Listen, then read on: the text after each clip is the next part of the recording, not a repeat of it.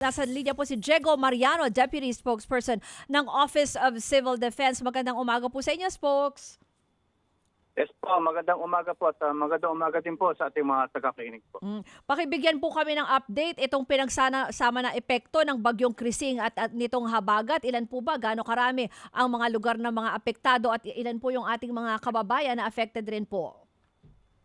Opo, bagamat ang bagyong Krising ay nagdaan na po, ang bagyong ang hanging habagat pa rin po ay patuloy pa rin pong nagpapaulan po dito sa ating bansa, no? Kaya ang ating numero ng ating mga naapektuhan ay patuloy pa rin po nadadagdagan.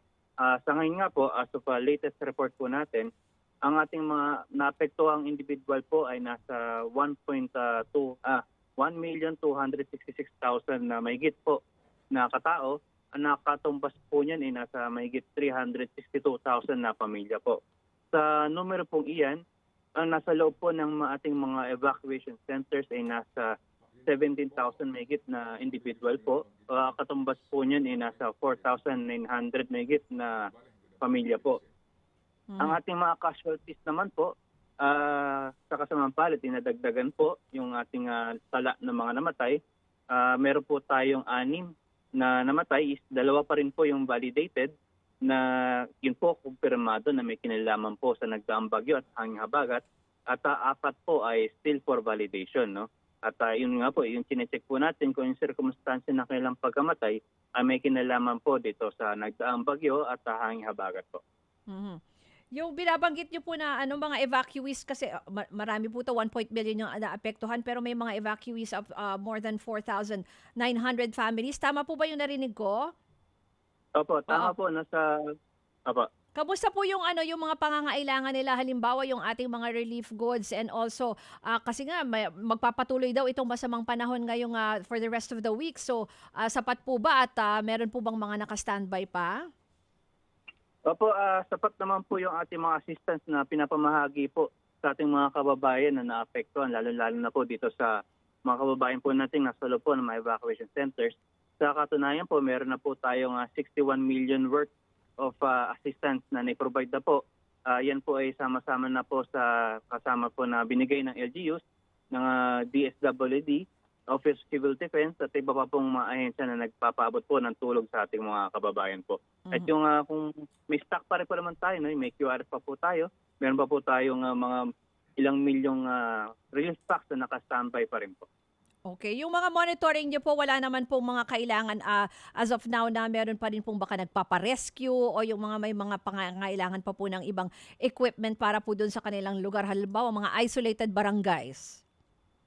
Sa ngayon po, dahil meron pa po tayong mga flooded areas, meron pa po tayong 243 areas na kasalukuyang may baha pa rin po. Yan po ay iniikutan at sinecheck po ng ating mga LGUs kung meron pa pong kailangan need na i-rescue. At sila naman po ay naka-standby pa rin po at patuloy na nandyan just in case na meron pa po nagpaparescue, at mag-rescue pa rin po sila kung may na. Isa pa po, Spokes, na gusto kong balikan itong sinasabi niyo na 6 casualties, tas 2 po dito yung validated. Pwede po ba kaming makakuha ng detalye? Baka meron po ba diyang mga, halimbawa yung mga nalunod? Kasi meron dito sa Quezon City, muntik ng malunod. Buti na safe po yung bata. Tas yung isa ko lang din pong gustong i-verify kung kasama sabi na validate nyo yung namatay po na magkapatid na may sinave po na kalabaw kasi parang hindi daw tinuturing na related yan sa bagyo. Sa ngayon po, yung ating 2 confirmed na nasawi po, isa po sa Camiguin at isa po sa Surigao del Norte, na pareho pong nabagsakan po ng puno. Then yung 4 pa po, yung isa po isong natagpuan pong missing noong nakaraan, natagpuan pong walang buhay. Yung po ay may Palawan dahil may lumubog pong bangka. Then yung the rest po is nabagsakan din po ng puno. Okay. So hindi na nga kasama dyan itong binabanggit ko po sa may area ng Cagayan. Pero just in case po yung may mga certain, halimbawa meron na po ba kayo ding nabalitaan na baka may certain areas na gusto na pong mag-declare ng state of calamity doon sa kanilang mga lugar? Wala pa naman po? Sa state of calamity po, meron na po tayong isang nag-declare ng kanilang state of calamity, no? Meron pong isang munisipalidad Yan po ay sa may bandang Region 1, yung sa Umingan na Pangasinan. Mhm.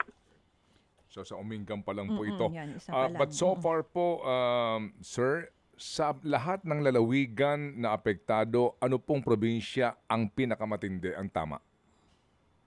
Kung pagbabasihan po natin yung numero ng mga naapektuang ating kababayan, ang pinakamarami po kasi is nasa bandang Region 3.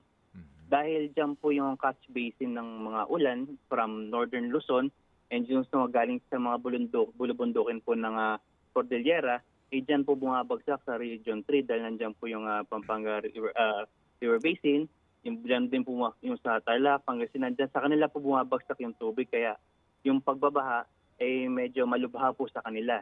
Then yung isang area po, sa may bandang Visayas naman po, sa may Negros Island region, na meron po tayong 166,000 na katao po ang naapektuhan. Dito naman po, dahil yung hanging habagat, isa kanila po unang tumatama kung titingnan po natin yung satellite imaging, na yung habagat halos sa kanila dumadaan talaga.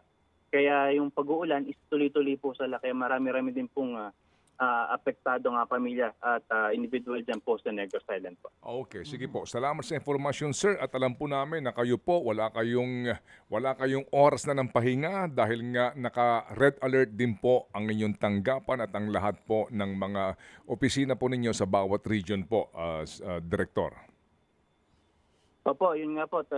Maraming salamat po. At tuloy-tuloy po yung aming pagbabantay, pagmamonitor at pagko-coordinate po sa iba't ibang mga ahensya at LGUs para yung pagbibigay po ng assistance at tulong po sa ating mga kababayan ay walang humpay po, tuloy-tuloy po. Salamat po sa panahon, Ginoong Diego Mariano, ang Deputy Spokesperson po ng Office of Civil Defense.